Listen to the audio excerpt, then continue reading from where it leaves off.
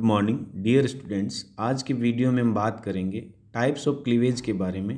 Cleavage zygote के अंदर होने वाले रिपीटेड माइटोसिस को कहा जाता है।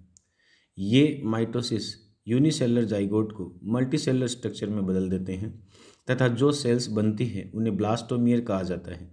ये ब्लास्टोमियर्स एक सॉलिड मास की तरह दिखाई देती है और इस स्ट्रक्चर को मोरुला कहा जाता है। क्लीवेज के प्रकार या टाइप्स के बारे में यदि अपन बात करें तो इसके दो बेसिस या बेस माने गए हैं। पहला बेस जो है इसका वो डिवीज़न किस तरह से होता है और योग का डिस्ट्रीब्यूशन इसको किस तरह से अफेक्ट करता है उसके आधार पे। दूसरा जो बेस है वो ब्लास्टोमियर का फेट पहले से डिसाइडेड है या नहीं है उसके आधार पर। अब पहले बेस के आधार पर यदि क्लीवेज के प्रकार की बात करें तो हम कह सकते हैं कि ये दो प्रकार का होता है, मुख्य रूप से holoblastic and meroblastic cleavage. Holoblastic cleavage में हम ये कह सकते हैं कि क्लीवेज फर्रो या अंडे को विभाजित करने वाली दरार है वो अंडे को पूर्णतः विभाजित करती है, यानी वो साइटोप्लाज्म के साथ साथ यॉक में से भी होकर गुजरती है। और दूसरा होता है मीरोब्लास्टिक क्लीवेज, जिसके अंदर हम कह सकते हैं कि अंडा या एग जो वास्तव में अभी जाइगोट है वो पूर्णतः विभाजित नहीं होता। होलोब्लास्टिक क्लीवेज सामान्यतः आइसोलेसिथल, माइक्रोलेसिथल और मीजोलेसिथल एग्स के अंदर पाया जाता है और इसको विभाजन के बाद बनने वाले ब्लास्टोमियर की साइज के आधार पर फिर सब डिवाइड किया गया है। पहला है इक्वल होलोब्लास्टिक क्लीवेज। जैसा कि नाम इंडिकेट कर रहा है, इक्वल का मतलब बराबर, होलो माने कंप्लीट। तो यहाँ हम कह सकते हैं कि इक्वल होलोब्लास्टिक क्लीवेज में रिजल्टिंग ब्लास्टोमियर यानी बनने वाली जो ब्लास्टोमियर्स होगी वो साइज में इक्वल होगी या बराबर होगी। आपके इस चार्ट में एक डायग्राम दिखाई दे रहा है नीचे, जिसमें आप देख रहे हैं कि जाइगोट के बाद जाइगोट में विभाजन के बाद बनने वाली जो सेल्स है वो आपको दिखाई दे रही है, वो इक्वल है।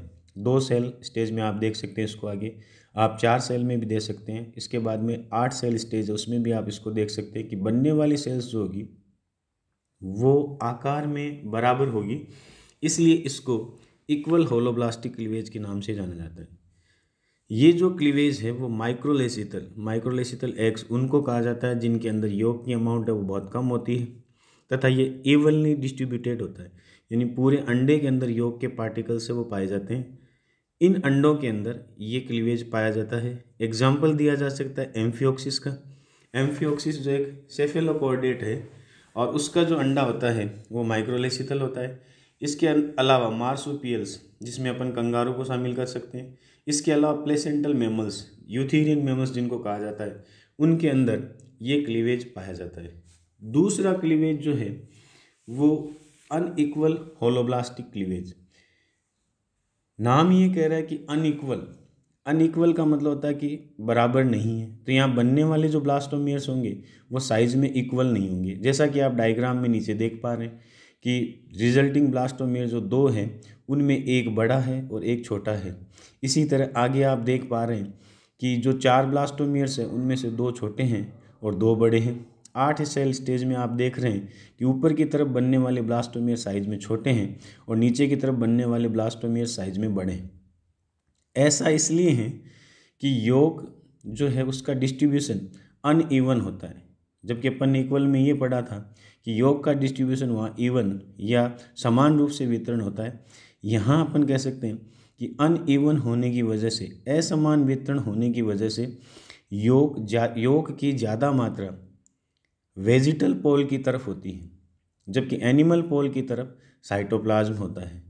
अब वेजिटल पोल, एनिमल पोल एम्ब्रियोलॉजी में आप लोग पढ़ते हैं, इसको निर्धारित करने वाले कई फैक्टर्स या कई कारक होते हैं। सामान्यतः हम ऊपर की तरफ एनिमल पोल दिखाते हैं और नीचे की तरफ वेजिटल पोल दिखाते हैं। वेजिटल पोल और एनिमल पोल में अंतर मुख्य रूप से इस बात का है कि विभाजन की सक्रियता किधर है। जिधर विभाजन की सक्रियता होगी उधर एनिमल पोल होगा और जिधर विभाजन की सक्रियता कम होगी उधर वेजिटल पोल होगा। सामान्यतः योग जिधर होता है वहाँ वेजिटल पोल माना जाता है और योग है वो विभाजन को धीमा करता है। डिवीज़न या विभाजन को योग धीमा करता है। बाल्फोर का नियम यही कहता है कि amount of cleavage inversely proportional to amount of yoga, यानी जो विदलन की दर है वो योग की मात्रा के व्युत्क्रमानुपाती होती है, यानी योग जितना ज़्यादा होगा विदलन या क्लीवेज उतना ही कम होगा। इसके पीछे कारण ये है कि डिवीज़न के दौरान जब सेल ऑर्गेनेल्स मूव करते हैं एक स्थान से दूसरे स्थान की तरफ, उस समय योग के पार्टिकल्स उस मोमेंट में बाधा पैदा करते हैं या बाधा उत्पन्न करते हैं, जिसके कारण ये जो गति है उनकी ऑर्गेनेल्स की वो धीमी हो जाती है, जिसके कारण डिवीज़न है उसकी रेट है वो कम हो जाती है। तो मीजोलेसिथल एग्स जो होते हैं उनमें हम कह सकते हैं ये कंडीशन पाई जाती है, और इसका उदाहरण मेंढक, इसके अलावा टॉड, इसके अलावा एमिया और लेपिडोस्टियस नामक जो फिश होती है उनके अंदर भी ऐसा ही होता है। उसके बाद में अगला जो क्लीवेज का टाइप है जिसका नाम है मीरोब्लास्टिक क्लीवेज। मीरो का मतलब होता है मेयर, मात्र या थोड़ा सा। तो मीरोब्लास्टिक क्लीवेज का सीधा सीधा अर्थ हो गया कि डिवीज़न कंप्लीट नहीं होगा, अंडे के अंदर या जाइगोट के अंदर थोड़ी जगह पर ही डिवीज़न होगा, बाकी जगह पर डिवीज़न नहीं होगा। अब ये भी सब डिवाइड किया गया है आगे दो प्रकार में, और उसमें पहला प्रकार है डिस्कोइडल क्लीवेज। नाम से स्पष्ट है कि डिस्क का मतलब यहाँ पे ये है कि हाईली टीलोलेसिथल एग्स, यानी उच्च गोलार्ध पीठ की अंडे जो कि रेप्टाइल्स के होते हैं, बर्ड्स के होते हैं, उनके अंदर आप ये देखते हैं कि योग की मात्रा ज़्यादातर अंडे में भरी रहती है और साइटोप्लाज्म बहुत थोड़ा सा होता है जो एक डिस्क के रूप में होता है। अब वो जो डिस्क होती है साइटोप्लाज्म की, डिवीज़न केवल उसी डिस्क के अंदर होता है, बाकी जगह पर डिवीज़न नहीं होता, और उस डिस्क को जर्मिनल डिस्क के नाम से जाना जाता है। अब क्लीवेज जो है वो केवल जर्मिनल डिस्क में होने से जो बहुत सारी ब्लास्टोमियर है वो केवल उसी जगह पे बनती है, बाकी जगह हम कहते हैं कि जो क्लीवेज फरो न जाने की वजह से वो विभाजन वहाँ पे नहीं होता और ब्लास्टोमियर वहाँ पे नहीं बनती, इसलिए इसको डिस्कोइडल कहा जाता है। दूसरा सब टाइप इसका जो है वो सुपरफिशियल क्लीवेज है।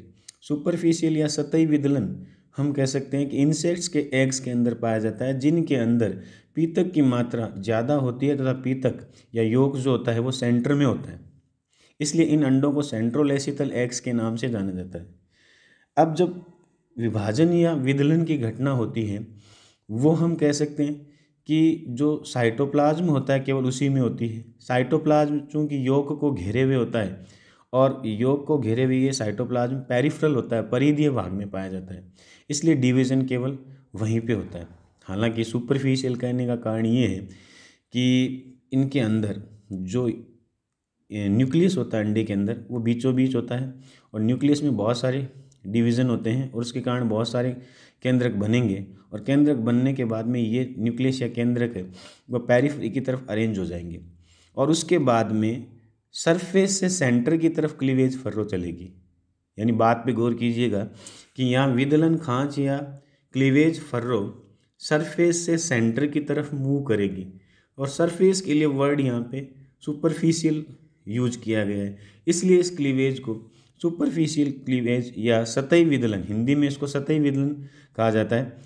इसलिए हम कह सकते हैं कि योग की पोजीशन सेंटर होने से और साइटोप्लाज्म सामान्य शब्दों में कहें तो सतह की तरफ होने से विदलन वहाँ होता है, इसलिए नाम सुपरफिशियल क्लीवेज है। उसके बाद में यदि हम क्लीवेज की बात करें कि दूसरा बेस क्या है, दूसरा बेस है वो ब्लास्टोमियर का भविष्य पहले से निर्धारित है या नहीं है, उसके आधार पर क्लीवेज को बांटा गया है। पहला क्लीवेज इसमें होता है डिटर्मिनेट क्लीवेज।